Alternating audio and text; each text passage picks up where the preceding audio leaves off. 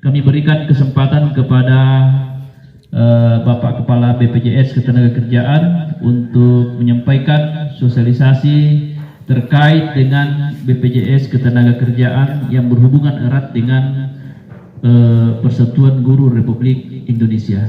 Untuk itu kepada Bapak dengan hormat disilahkan.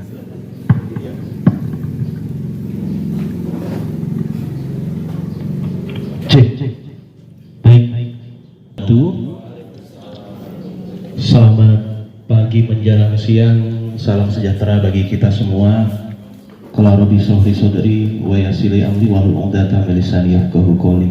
Yang saya hormati Bapak Camat Bulu Taba, yang saya hormati Bapak-bapak doktor dari Pasca Sarjana Sastra dan Bahasa Universitas Tadulako, yang saya hormati Ketua PGRI Kecamatan Bulu Taba, dan Bapak Ibu yang hadir pada kesempatan siang atau pagi menjelang siang hari ini.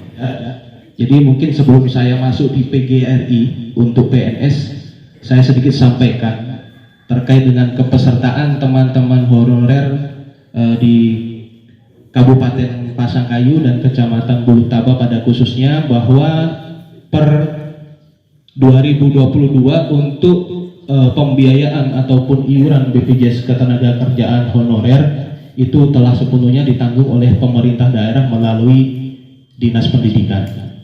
Dan alhamdulillah di tahun ini kebetulan kemarin waktu kami rapat di Japos, kebetulan saya ketemu dengan Pak Endi. Jadi kami ketemu juga, alhamdulillah untuk di 2023 ini terkait dengan honorer telah dianggarkan sebesar 288 juta, kurang lebih 1.471 honorer dengan kesepakatan kemarin yang setelah terdata di Dapodik tahun Juni 2022 ke bawah.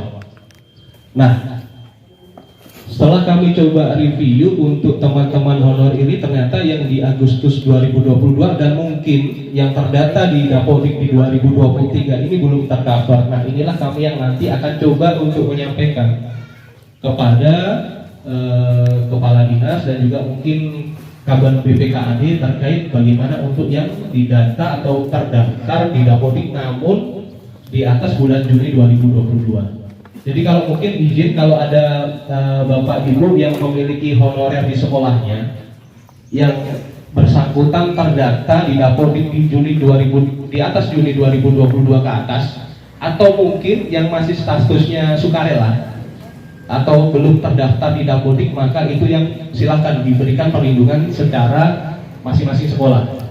Namun kalau yang sudah terdata di Juni 2022, insya Allah untuk seluruh honorer khususnya di Dinas Pendidikan setelah terdata. Untuk distribusi kartunya nanti kami akan komunikasikan Bapak Ibu kepada nanti kalau tidak Pak Albar, nanti kami akan komunikasi dengan Pak Usman selaku bidang penganggaran.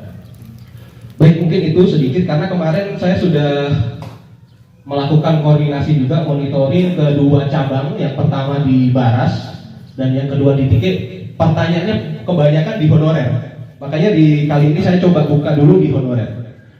Baik, selanjutnya kita akan masuk di materi kita yang inti, yaitu terkait dengan kerjasama perlindungan manfaat tambahan untuk PNS khususnya keanggotaan PGRI Kabupaten Pasangkayu. Next slide. Baik, jadi izin ini mungkin sering ya Bapak Ibu ya, kita mungkin sudah rapat koordinasi, mungkin dulu di The Founder, di Hotel Trisakti. Jadi ini regulasi kami, kenapa kami ada, terus kenapa kami menyelenggarakan program. Jadi dasarnya sudah jelas, seringkali kami sosialisasikan. Jadi dasar pembentukannya Sistem Jaminan Sosial Nasional nomor 40 tahun 2004, terus dibentuklah badannya BPJS, ada dua, yaitu kami Ketenagakerjaan dan Kesehatan, Undang-Undang 11 2000, Undang-Undang nomor 24 tahun 2011. Untuk jaminan sosialnya sewajarnya yaitu adalah BPJS Kesehatan dengan BPJS Ketenagakerjaan. Itu perlindungan wajibnya. Namun saat ini memang untuk realisasinya terkait dengan PNS ya, Ketenagakerjaannya masih di bawah naungan PT Taspen. Sedangkan mungkin kalau Bapak Ibu ada saudara yang di TNI Polri, naungannya di bawah Asabri. Nah, ini kita sedang menggodok bahwa nanti ke depannya tidak hanya kesehatan saja yang tersentralisasi, tapi juga BPJS Ketenagakerjaan. Next Pak. Jadi ini juga ada surat edaran Kemendikbud nomor 8 2021 terkait dengan poinnya. Mungkin saya sedikit saja jelaskan yang poin pentingnya Bapak Ibu ya. Poin 2 itu penyelenggaraan pendidikan sebagaimana dimaksud wajib mengikut sertakan seluruh tenaga kerjanya sebagai peserta BPJS Ketenagakerjaan yang berstatus pegawai tetap maupun kontrak. Ya. Jadi makanya pemerintah daerah mulai tahun 2022 dia yang statusnya memang sudah kontrak ataupun juga istilahnya terdata di Dapodik sudah dianggarkan dari jenjang TK sampai dengan SMP. Nah, bagaimana kalau untuk SMA yang honorer? Jadi kita sedikit menyinggung honorer. Jadi kalau honorer SMA itu naungannya di provinsi. Ya, jadi yang didata oleh Dinas Pendidikan itu dari SMP sampai dengan TK atau PAUD. Nah, di sini juga ada status pegawai tetap. Nah, tidak menutup kemungkinan berarti itu artinya adalah BPJS. Next Pak.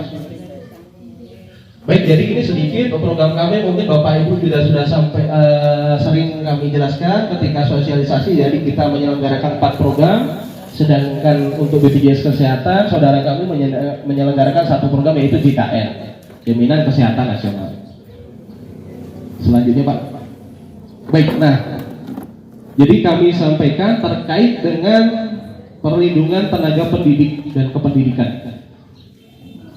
Jadi baik itu non ASN ataupun PNS untuk saat ini BPJS Ketenagakerjaannya itu diwajibkan 2 program. Nah, berbeda kalau perangkat desa dia sudah sampai 4 program yang saya jelaskan. Jadi perangkat desa itu kalau sekarang ini berhenti tidak menjabat ataupun tugas bisa mencairkan saldo JHT-nya. Terus kalau sudah pensiun dapat pensiunan bulanan. Nah, mungkin kalau Bapak Ibu sudah ada ya di Taspen, sehingga kalau pengalihan program pensiun itu tinggal nanti menunggu waktu saja. Jadi kalau di kami kewajibannya itu ada 2, yaitu jaminan kecelakaan kerja dan jaminan kematian. Namun untuk jaminan kecelakaan kerja, jadi kita bedakan dulu untuk non ASN atau honorer. Karena belum ada penjamin utamanya, karena tidak terdaftar di Taspen, karena Taspen tidak bisa memberikan perlindungan karena harus di Ketenagakerjaan, sehingga 2 program ini diikuti Bapak Ibu. Dan iuran aslinya itu adalah 16.800 untuk non ASN. Jadi mungkin kalau Bapak Ibu yang tenaga honorer yang terdaftar di kami, mungkin ada iurannya yang 6.500, ada yang 9.500, itu kami subsidi. Nah, sekarang karena sudah dianggarkan daerah, mau tidak mau kita akan ikuti regulasi yang berlaku. Jadi yang dianggarkan itu 1 orang 16.800 per bulan. Nah, itu sejak 2022.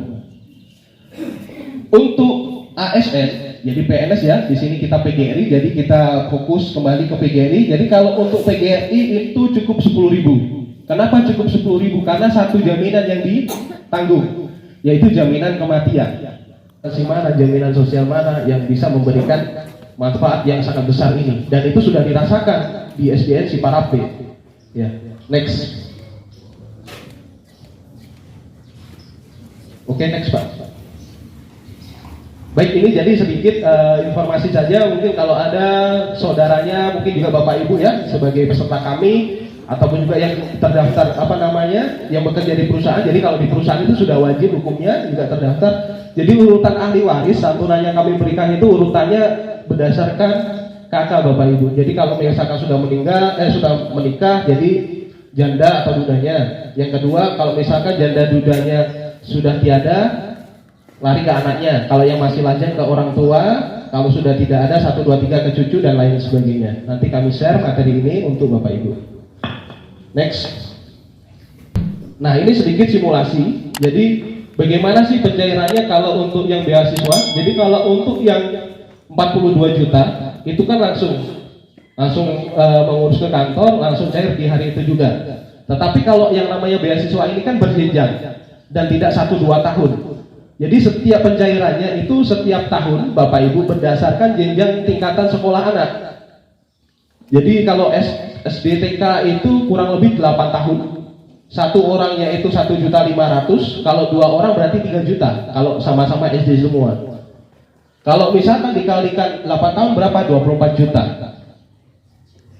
Begitu seterusnya sampai dengan S1. S1 itu satu anak itu 12 juta, kalau dua-duanya masuk di S1 atau perguruan tinggi berarti 24 juta satu tahunnya, selama berapa?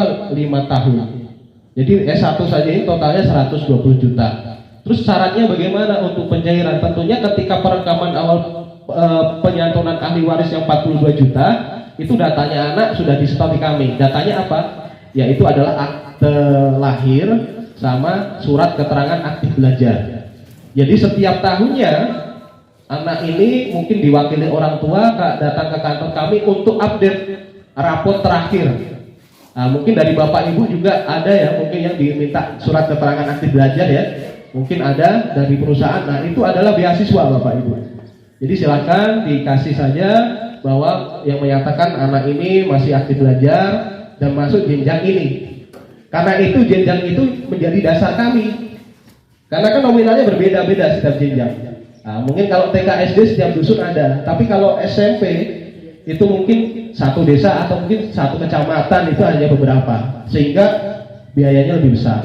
Termasuk kalau S1, sehingga itulah dasar kami memberikan santunan kepada 2 orang anak. Next.